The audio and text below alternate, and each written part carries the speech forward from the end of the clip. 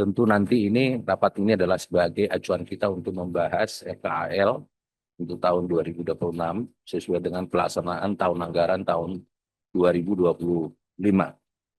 Untuk itu, untuk mempersingkat waktu, kami persilakan Bu Menteri untuk memaparkan materi yang disampaikan terkait terhadap agenda rapat pada hari ini. Kami persilakan Bu Menteri.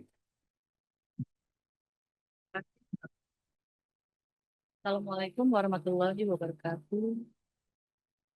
Sejahtera untuk kita semua. Shalom, Om Swastiastu, Namo Buddhaya, Salam Kebajikan.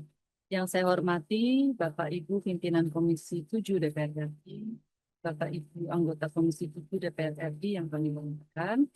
Terima kasih atas undangannya untuk rapat kerja DPR dan Kementerian Pariwisata untuk pembahasan program kerja Kementerian Pariwisata Republik Indonesia tahun anggaran 2025. Mengacu pada agenda rapat hari ini, terdapat dua hal yang ingin kami sampaikan. Itu yang pertama, pencapaian Kementerian Pariwisata, dan kedua, evaluasi program kerja 2025. Target Kementerian Pariwisata pada tahun 2025 difokuskan untuk mendukung capaian pembangunan nasional dan dijabarkan melalui 7 indikator kinerja utama. Pertama, dari sisi nilai devisa pariwisata hingga kuartal pertama tahun 2025 telah mencapai 3,74 miliar dolar Amerika Serikat. Angka ini menjadi fondasi awal menuju target akhir tahun sebesar 19 hingga 22,1 miliar dolar Amerika Serikat. Kedua, kontribusi sektor pariwisata terhadap PDB nasional juga terus meningkat dengan capaian sementara di angka 3,9% pada kuartal pertama. Kami terus berusaha mengejar target 4,5 hingga 4,6% pada tahun 2020. Yang ketiga, untuk kunjungan wisatawan mancanegara. Hingga bulan Mei telah tercatat sebesar 5,63 juta kunjungan. Pada tahun ini, sektor pariwisata ditargetkan mencapai 14,6 hingga 16 juta kunjungan.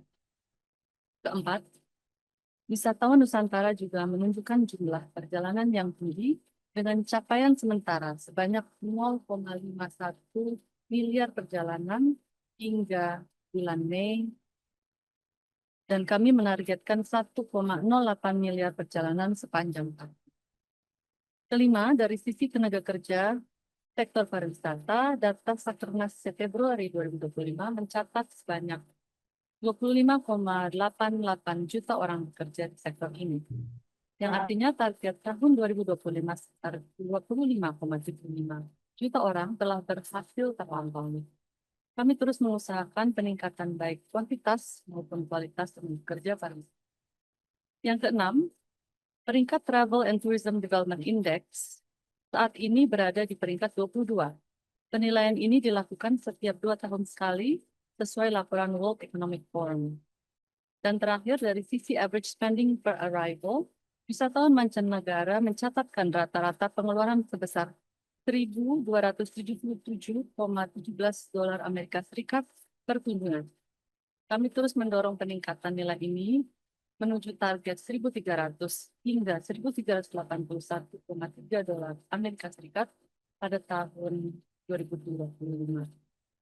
Dan kami dengan ini fokuskan ke high quality tourist untuk meningkatkan aspal tersebut. Nah, apabila kita dalami lebih lanjut, performa dari sisi jumlah kunjungan dan perjalanan, tren positif sangat terlihat dari bulan ke bulan. Slide nomor 4. Pertama, untuk wisatawan mancanegara tercatat sebanyak 5,63 juta kunjungan hingga Mei 2025 dengan pertumbuhan sebesar 7,44% dibandingkan Januari-Mei 2024. Selanjutnya, untuk perjalanan wisatawan Nusantara, performanya sangat positif. Hingga Mei 2025, jumlah pergerakan telah mencapai 508,67 juta perjalanan, naik signifikan dibandingkan 438 juta perjalanan pada periode yang sama di tahun 2024 atau pertumbuhan sebesar 16,13%. Pertumbuhan tinggi juga konsisten terjadi di semua bulan, terutama di April yang diawali dengan momen Lebaran. Slide kelima. Pada triwulan pertama tahun 2025, realisasi investasi nasional telah mencapai 465,2 triliun rupiah atau sebesar 24,4% dari target tahun 2025. Angka ini menunjukkan pertumbuhan positif sebesar 15,9% year on year. Capaian prestasi ini juga menunjukkan komposisi yang relatif seimbang, baik dari sisi awal investasi antara penanaman modal asing atau PMA dan penanaman modal dalam negeri, maupun dari sisi sebaran wilayah antara Jawa dan luar Jawa. Selain itu, realisasi investasi pada triwulan pertama ini juga mendorong penyerapan tenaga kerja Indonesia sebesar 594.104 orang, meningkat sebesar 8,5% secara year on year. Slide ke-6. Pariwisata Indonesia juga berhasil mencetak berbagai penghargaan dari organisasi pariwisata internasional. Hingga paruh pertama 2025 terdapat 49 penghargaan dari 19 organisasi pariwisata dunia. Banyak di antaranya menyoroti kekuatan pariwisata daerah. Sebagai contoh, Raja Ampat masuk dalam daftar 25 destinasi terbaik dunia 2025 versi National Geographic. Sementara Sumba meraih pengakuan dari berbagai media internasional sebagai destinasi yang unik dan layak dikunjungi, termasuk peringkat pertama untuk destinasi terbaik di Asia versi Time Out. Indonesia juga dinobatkan sebagai kawasan kuliner terbaik se-Asia Tenggara versi Taste Atlas dengan beberapa kota seperti Jakarta, Bandung, dan Yogyakarta masuk dalam daftar 100 kota kuliner terbaik di dunia. Slide 8. Kami berkomitmen untuk terus menghadirkan berbagai upaya. Menteri, saya potong sebentar. Kalau bisa, usul saya, usul kita, langsung ke halaman 25 aja, Bu, realisasi anggaran. Karena ini sudah mau dekat 2014. Supaya lebih cepat aja, saya membantu Bu Menteri ini. Jadi kita fokus ke laporan pelaksanaan program Kementerian Pariwisata 2025. Nanti kalau masih ada ini, bisa pendalaman oleh teman-teman kalau hal-hal lain. Setuju ya? Supaya fokus kepada agenda rapat aja yang percepat. Baik, halaman.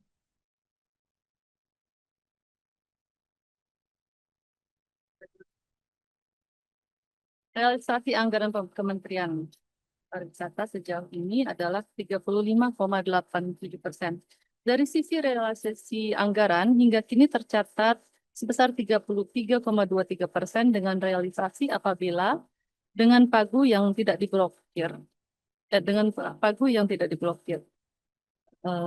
Satker Pusat telah mencapai 37,51%, Badan Otorita sebesar 30,51%, dan Politeknik Pariwisata sebesar 33,94%. Kami berusaha mengoptimalkan kondisi anggaran yang terbatas, serta proses pembukaan pemblokiran anggaran yang dilakukan secara bertahap.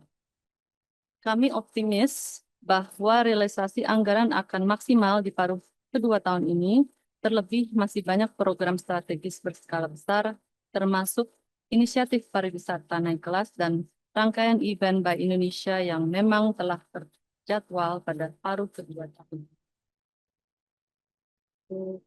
Kegiatannya mungkin Pak. Ini ada nggak yang terblokir berapa? Ada Pak. Ada penjelasan saya. Dari total pagu 1.488 miliar, terblokir ada sekitar 109,6 miliar. Sehingga yang non blokir, coba halaman 25 di totalan di bawah Pak, yang biru. Oke. Ya. Jadi yang terblokir 109,6 miliar, sehingga yang dapat dipakai adalah 1.379.117.378.000 rupiah. Dan realisasinya adalah 494.494.352.769, sehingga total pagu yang terhadap non blokir adalah 35,87%.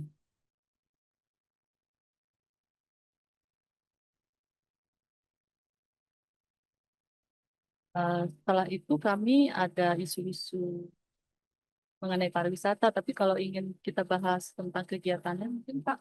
Mungkin yang ini aja Bu, yang UNESCO Global Geopark itu. Karena itu agak ramai. Nah, halaman 28. Ya.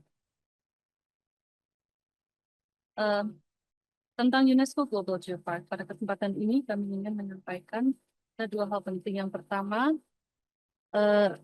UNESCO Global Geopark Caldera Toba saat ini tengah berlangsung. Sebetulnya untuk UNESCO Global Geopark Caldera Toba ini sudah ada badan pengelolanya tersendiri dan di bawah koordinasi Pemda. Nah, saat ini telah berlangsung proses revalidasi status setelah Caldera Toba memperoleh kartu kuning dari UNESCO. Nah, ada 4 hal yang menjadi perhatian UNESCO, Pak pimpinan. Hingga ini kita dapatkan kartu kuning. Kenapa? Yang pertama adalah dari sisi warisan geologi dan interpretasinya. Dinilai kurang keragaman cerita geologi yang mewakili letusan besar kaldera Toba. Panel informasi dinilai juga belum cukup informatif. Nah, yang kedua, dari sisi warisan budaya, alam, dan tak benda, warisan non-geologinya belum diidentifikasi dan diintegrasikan dalam narasi geopark secara menyeluruh. Yang ketiga, terkait visibilitas, juga kemitraan dinilai masih minim panel interpretasi di lokasi strategis. Website juga perlu lebih menjangkau internasional dengan bahasa Inggris dan perlu pencantuman logo dalam materi komunikasi. Dan yang keempat, terkait jejaring dan pelatihan dinilai kurang partisipasi aktif pada jaringan geopark regional dan global. Dinilai juga masih minim pelatihan untuk pengelola geosite dan stafnya juga belum dilaksanakan forum ilmiah internasional. Kementerian Pariwisata beserta pemerintah Provinsi Sumatera Utara, Badan Pengelola UNESCO Global Geopark Caldera Toba, dan BPO Danau Toba telah melakukan dan terus mendorong tindak lanjut melalui pemutakhiran dan peningkatan kualitas informasi untuk warisan geologi dan interpretasinya. Kemudian kesiapan operasional di lapangan juga ditingkatkan dan pelaksanaan Toba Caldera International Conference on Indonesia Geotourism 2025 kami lakukan yang akan terjadwal 8 Juli 2025 dan kami izin hadir ke acara tersebut. Nah, dan yang kedua mengenai UNESCO Global Geopark Raja Ampat. Kami mencatat adanya aktivitas tidak berkelanjutan di kawasan wisata berbasis konservasi tersebut, seperti isu tambang, dan juga adanya indikasi kurangnya mooring system, ada isu sampah, dan kepadatan. Nah, setelah itu kami juga telah melakukan pembahasan rencana pembangunan bersama pemerintah Provinsi Papua Barat Daya dan pelaku industri untuk membangun destinasi yang berkualitas tinggi dan berkelanjutan. Kami telah menggelar rapat secara online dan offline juga dengan Gubernur Papua Barat Daya untuk membuat formulasi mengenai hal tersebut dan juga mendengar isu-isu yang ada di sana.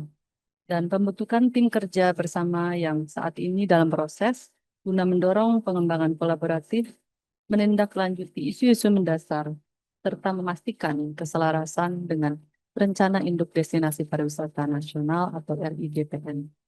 Kami optimis dengan langkah kolaboratif ini, kita dapat mengembangkan Raja Ampat menjadi high quality dan sustainable tourism destination yang juga inklusif. Tentu kami harus mengabsorb tenaga kerja yang tadinya dari pertambangan menjadi pekerja di pariwisata, sehingga pelatihan-pelatihan SDM lokal juga perlu ditingkatkan. Tertentu mengenai UNESCO Global Gilpad.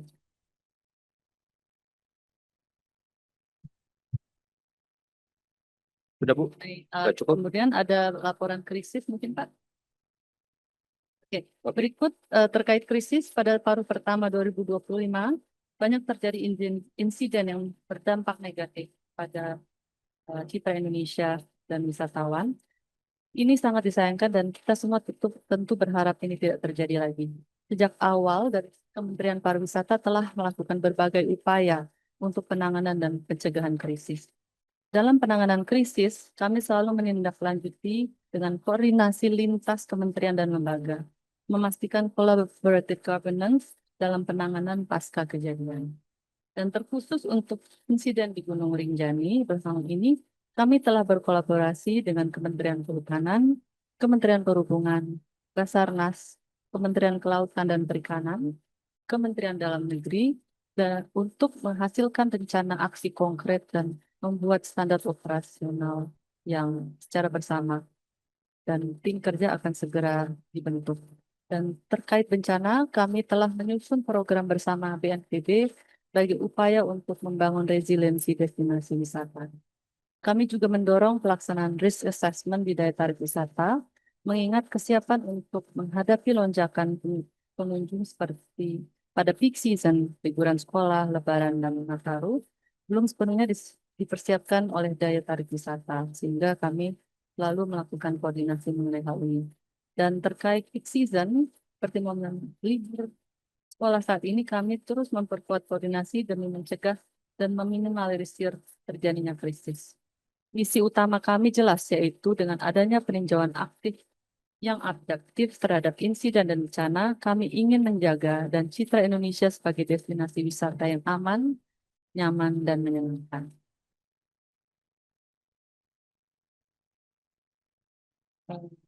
Untuk libur sekolah mungkin kami bisa sampaikan secara singkat saja.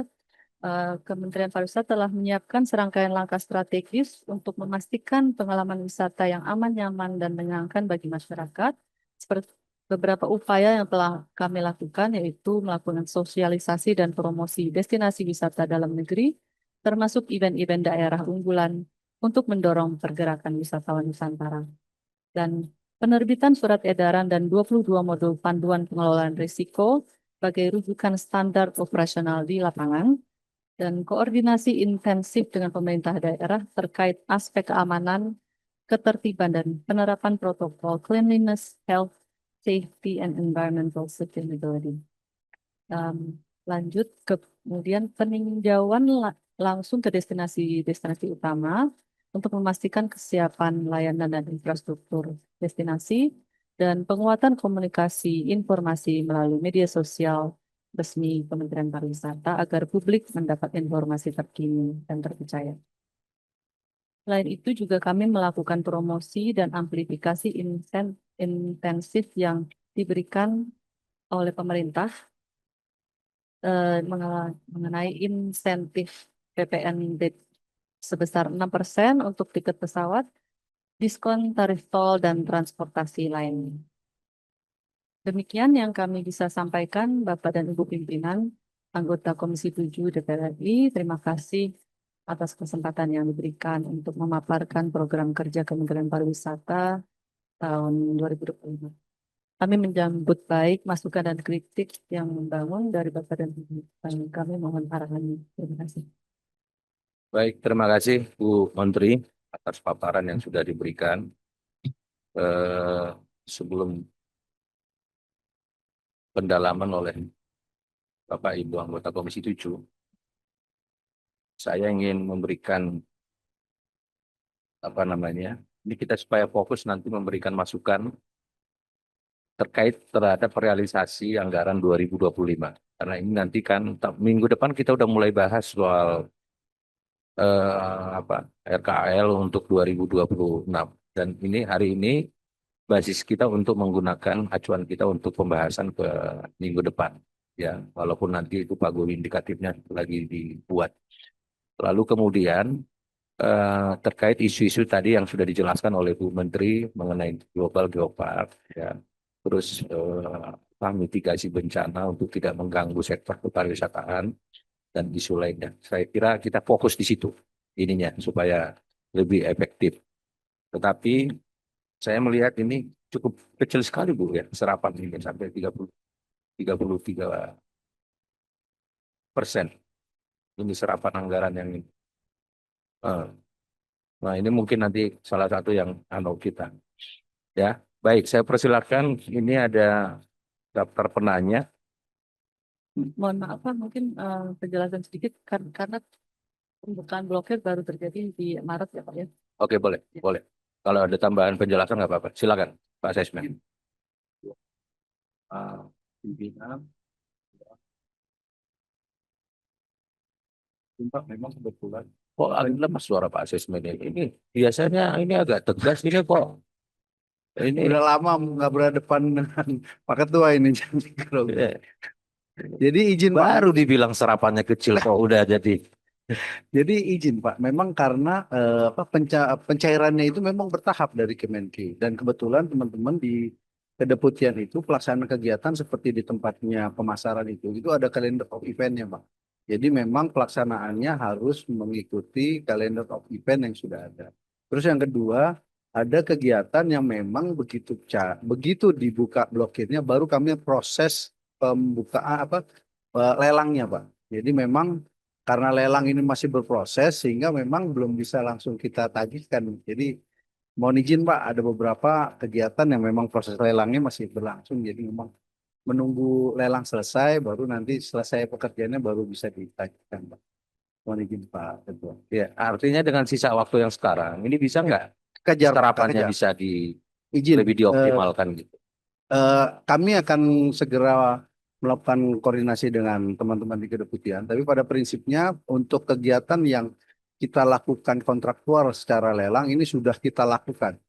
Dan untuk teman-teman di Badan Otorita dan di PTNP atau perguruan tinggi Poltekpar yang ada di bawah kita ini juga sebagian masih terblokir untuk kegiatan belajar mengajarnya. Jadi memang jadi terkesan juga agak lambat. Untuk yang di kedeputian lebih banyak karena kalender of event dan memang proses lelangnya Pak. Kami belum berani melelangkan karena belum ada kepastian kemarin dari Kemenkeu. Pengalaman kemarin begitu dilelang katanya nggak cair. Kita jadi teler juga sama pihak ketiganya ditagih. Jadi memang kami lebih memastikan dulu ini bisa dibuka baru proses lelangnya kita lakukan. Mohon izin Pak Ketua Bapak Ibu. Ya, artinya kan kalau masukan dari kita supaya ke Kemenpar Percepat. Siap. untuk optimalisasi penyerapan ini harus punya skenario dengan sisa waktu yang ada untuk mempercepat. Jadi akselerasi penyerapan ini harus Penyerapan dibuat skenario yang gitu supaya cepat ininya. Gitu. Terima kasih Pak Ketua. Jangan sampai nanti kita kan per 16 Agustus sudah nota keuangan presiden. Ya. Setelah itu nanti kita udah masuk ke pembahasan RKL 2026 dan nggak bisa lepas dari realisasi anggaran di 2025. Itu kan menjadi acuan kita basisnya nanti. Ya. Selain pagu indikatifnya. Nah, maksud saya jangan sampai serapannya kecil itu akan mempengaruhi nanti akan berdampak terhadap RKL 2026. Itu aja yang catatan kita. Catatan ini menjadi perhatian khusus buat kami nanti semua. Ya, makasih Pak. Kita memahami lah yang blokir ini kan bukan hanya Kemenpar juga, yang kementerian lain juga mengalami hal yang sama. Cuman yang perlu kita tekankan adalah Kemenpar harus punya skenario untuk akselerasi penyerapan anggaran ini. Itu aja ininya kita supaya tidak berdampak nanti terhadap RKL 2026.